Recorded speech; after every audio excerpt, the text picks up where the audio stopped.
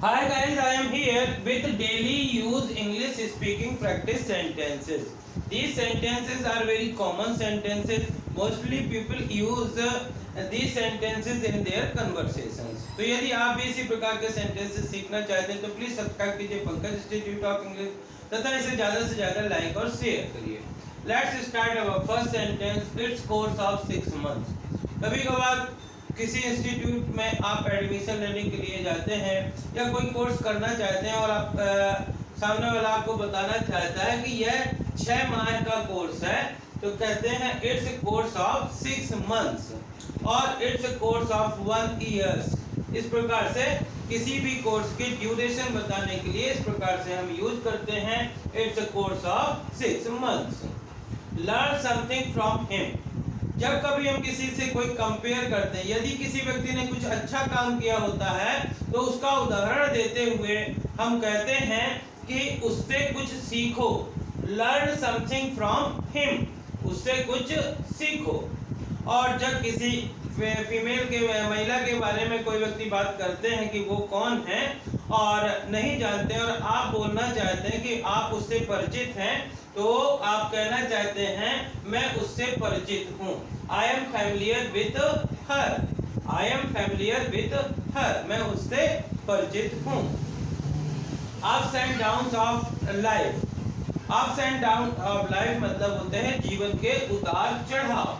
जीवन के उतार चढ़ाव, जैसे आप कहना चाहते हैं कि मैं जीवन के उतार चढ़ावों से परिचित हूँ तो I am familiar with ups and downs of life. इस प्रकार से हम कह सकते हैं. It seems you came twice. जब कोई व्यक्ति ऐसा लगता है कि आपके पास दोबारा आया है और आप उससे कहना चाहते हैं कि मुझे लगता है कि आप दोबारा आए हैं या 2 बार आए हैं. It seems you came twice. It seems you came twice. और जब कोई व्यक्ति किसी व्यक्ति पे किसी कारण से नाराज हो जाता है, गुस्सा हो जाता है, उसकी वजह से बहुत कुछ काम बिगड़ जाता है तो कहते हैं कि you should not lose temper. You should not lose temper, आपको आपा नहीं खोना चाहिए, यानी आपको बहुत जल्दी से नाराज नहीं होना चाहिए. कई बार व्यक्ति बोलते हैं कि मैंने ऐसा किया तो लगता है आपको अच्छा नहीं लगा. आप कहते हैं कि ऐसी बात नहीं है कि मुझे अच्छा नहीं लगा, बल्कि इससे तो मुझे खुशी होगी. It will rather please me. It will rather please me, बल्कि यह तो मुझे और ज़्यादा खुश करेगा, इससे मुझे और ज़्यादा खुशी होगी. और जब कोई व्यक्ति ऐसा कुछ कर देता है जो उसको करना नहीं चाहिए तो आप कहते हैं how dare you do so. How dare you do so, ऐसा करने की तुम्हारी हिम्मत कैसे हुई, यानी कि तुम्हें इतनी हिम्मत कहाँ से आई कि तुमने ऐसा किया. How dare you to do so. Next sentence है यू लैक्ड नथिंग टू से.